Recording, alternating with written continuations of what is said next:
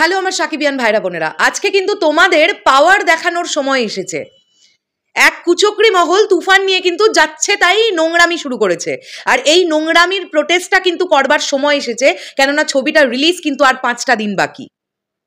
এত রাত্রিবেলা আমি ভিডিও আনতাম না, একটা জিনিস এত খারাপ লাগলো।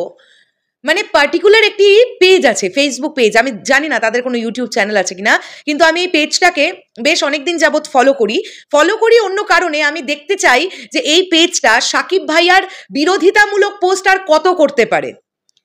এই যে পার্টিকুলার পেজটা নারেল এক্সপ্রেস, আমি নাম তুলেই বললাম, আর যদি এই নামের জন্য আমার চ্যানেলে কোনো রকমের কোনো কপিরাইট আসে, আমি এটুকু বিশ্বাস রাখি যে লাখ লাখ সাকিবিয়ান আছে তারা যথেষ্ট একটা ফেসবুক পেজকে রিপোর্ট মারতে মারতে উড়িয়ে দেওয়ার জন্য। আমি ওপেন চ্যালেঞ্জ করলাম। এই নারেল এক্সপ্রেস বলে চ্যানেলটা একদম প্রিয়তমা থেকে আমি এটা নোটিস করছি, যখনই মেগাস্টার শাকিব খানের কোনো একটা সিনেমা আসে এরা নোংরামি করতে করতে চূড়ান্ত পর্যায়ে যায়। একটা সিনেমার হাইপ নষ্ট করার জন্য নেগেটিভ মূলক পোস্ট যত রকমের হয় সব রকমের পোস্ট এই পার্টিকুলার চ্যানেলটা করে থাকে। এবং এই চ্যানেলের পার্টিকুলার একটি ছেলে সাংবাদিক আছে যে এর আগের বার আমার মনে আছে রাজকুমারের সময় আর না হয় প্রিয়তমার সময় সাকিবিয়ানদের কাছ থেকে আচ্ছা মতন ধোলাই খেয়ে তারপরে রাস্তায় মানে রিক্সা চালক, ভ্যান চালক, তাদের ধরে ধরে জিজ্ঞাসা করেছিল শাকিব খানকে তারা চেনে কিনা। এরকম ভিডিও আমার চোখের সামনে এসেছে। মানে চাপ পড়লে বাপ বলে, ওরকম একটা সিচুয়েশন কিন্তু ক্রিয়েট হয়েছিল। সাকিবিয়ানদের পাওয়ারটা যে কি এই পার্টিকুলার সাংবাদিক ছেলেটি কিন্তু জানে, তারপরেও কিন্তু এর কোনো রকমের এই যে অসভ্যতাটা করা বন্ধ হচ্ছে না। আর যে ভিডিওটা দেখে আমি এই কথাটা বললাম, সেই গণ্যমান্য ব্যক্তিত্বের তো নামই নেওয়া যাবে না, সে নাম নিলে আবার কপিরাইট স্ট্রাইক মেরে মনিটাইজেশন উড়িয়ে দেয়। এর আগেও একবার আমাদের করেছে, তখন তোমাদেরকে বলেছিলাম আসলে তখন মেগাস্টার শাকিব খানকে নিয়ে সবে কাজ করা শুরু করেছি, একখানা দুম করে স্ট্রাইক মারলো, মেরে আমাদের মনিটাইজেশনটা মোটামুটি 1 মাসের জন্য বন্ধ করে দিয়েছিল। তাই এই বিজ্ঞের নাম আমি না হয় এই ভিডিওতে আর নিলাম না, যিনি অভিযোগ তুলছেন তুফান নাকি একটা নকল সিনেমা। তোমরা নিশ্চয়ই আইডেন্টিফাই করতে পেরেছো আমি কোন ভিডিওটার কথা বলছি। আজকে সন্ধ্যেবেলার দিকে ভিডিওটা পাবলিশ হয়েছে। আমার এই বিজ্ঞের কাছে একটাই প্রশ্ন, আপনি কি তুফান সিনেমাটা দেখে ফেলেছেন? মানে মেকার্সরা বা প্রযোজকেরা কি আপনাকে ডেকে স্পেশাল স্ক্রিনিং করে দেখালেন তুফান সিনেমাটা, যে আপনি নকলের অভিযোগ তুলছেন বা আপনি বলছেন তুফানের মতন রিমেক সিনেমা আর কেউ দেখবে না? নাকি প্রচন্ড জ্বলছে আপনাদের মতন কিছু মানুষদের যে বাংলাদেশে এরকম একটা গুণগত মানসম্পন্ন সিনেমা তৈরি হয়ে গেল? এত যদি নোংরামো একটা ইন্ডাস্ট্রির মধ্যে চলে, তাহলে সেই ইন্ডাস্ট্রি সত্যিই মাথা তুলে দাঁড়ানোটা খুব টাফ। আমি এতদিন আমার যারা বাংলাদেশি ক্রিয়েটার বন্ধু বান্ধবেরা যে কজনই আছে, আমি তাদের মুখ থেকে শুনতাম যে দিদি বাংলাদেশেও প্রচন্ড নোংরা পলিটিক্স চলে, সাকিব ভাইয়া একদিকে থাকেন আর বাকি সব অন্যদিকে, উল্টো দিকে।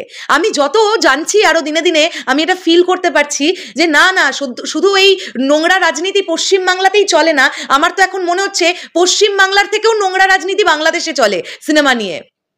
এবং এই মানুষটাকে মানে দমিয়ে দেওয়ার জন্য, মেগাস্টার শাকিব খানকে দমিয়ে দেওয়ার জন্য এত প্রচেষ্টা, এত নোংরামো কেন?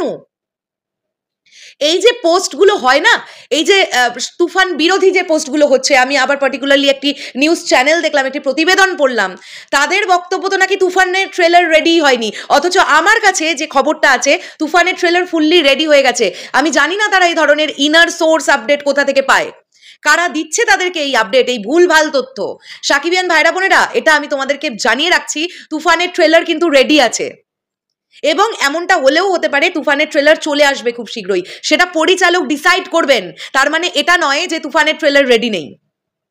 এদের তো কোনো কিছু করার মুরদ নেই, শুধু মানুষকে কিভাবে পেছন থেকে ধরে টেনে টেনে পিছনের দিকে সরাবে সেই তাল। কেন আপনাদের এত হিংসে কেন মশাই? আপনাদের কিছু করার থাকলে আপনারা নিজেরা করে দেখান না, সেই ক্ষমতা তো আপনাদের নেই। একটা এরকম সিনেমা প্রযোজনা করে দেখান না যে সিনেমাটা মেকিং এর দিক থেকে এত উন্নত হবে। আপনাদের কি একটুও ভালো লাগছে না যে বাংলাদেশ চলচ্চিত্র নিয়ে 2 বাংলার মানুষ কথা বলছে, সারা বিশ্ব থেকে তুফানের গানের রিয়াকশন আসছে, ওয়ার্ল্ড ওয়াইড এই ছবিটা নিয়ে আলোচনা হচ্ছে? আপনাদের কি একটু মানে আনন্দ হচ্ছে না এটাতে? আমি জানতে চাই আপনারা কেমন সিনেমা সংশ্লিষ্ট মানুষ? আপনারা কি আসলেই চলচ্চিত্রকে ভালোবাসেন, নাকি সারা দিন শুধু এই করতেই আসেন আপনারা সোশ্যাল মিডিয়ায়? আর কিছু পাঁচাটা সাংবাদিক, কিছু পাঁচাটা পেজ তো আছেই যাদের কাজই এটা, তারা আবার নেগেটিভ প্রচারণায় বিশ্বাসী। মানে মনে করে যে এই যে ধরনের ভিডিওগুলো বানাচ্ছে না, এইগুলো বানালেই সাকিবিয়ানরা সব গালিগালাজ করতে চলে যাবে। তাদের আসলে আলটিমেট টার্গেটটা হচ্ছে রিচ বাড়ানো, সেটা পজিটিভ ওয়েতেই বাড়াই আর নেগেটিভ ওয়েতেই বাড়াই। ভাই একটা খারাপ সিনেমা আসতো বা একটা খুব গুণগত মানসম্পন্নর দিক থেকে একদম লোয়ার কোয়ালিটির একটা সিনেমা আসতো, আপনারা এরকম সিনেমাটার পেছনে লাগতেন, মানা যায়। তুফানের মতন এরকম একটা সিনেমা, যে প্রজেক্টটাকে এত সুন্দর করে মেক করা হচ্ছে, এত সুন্দর এই প্রজেক্টটাকে নিয়ে একটা আশা তৈরি হয়েছে দুই বাংলার মধ্যে, কেন আপনারা নিজেদের দেশের চলচ্চিত্রকে এইভাবে নামাচ্ছেন একটু বলুন তো? খুব বিচ্ছিরি লাগছে। আমি সাকিবিয়ানদের পাওয়ার আজকে দেখবো। এই যে নারেল এক্সপ্রেস বলে যে পেজটা আছে, মানে 2 লক্ষ কত তাদের ফলোয়ার্স, বন্ধুরা এই প্রতিবাদটা করার কিন্তু সময় এসেছে। আমার এই পোস্টটা যতজন দেখলে তীব্র প্রতিবাদ লেখালেখি শুরু করো ফেসবুকে, কারণ আজকে যদি আমরা গর্জে না উঠি এই নোংরামি কিন্তু দিনের পর দিন আরো বাড়বে। এরপরে কিন্তু দরদ আসছে, তারপরে আরো অন্য কিছু। মেগাস্টার শাকিব খান কিন্তু এখন এগোচ্ছেন, তাই পেছন থেকে কাঁকড়ার জাতগুলোকে আগেই গলা টিপে মেরে দিতে হবে, যাতে আর বেশি দূর না ঘেঁচতে পারে। তার জন্য সাকিবিয়ানরা যথেষ্ট। সকলকে শুভরাত্রি জানিয়ে ভিডিওটা শেষ করলাম।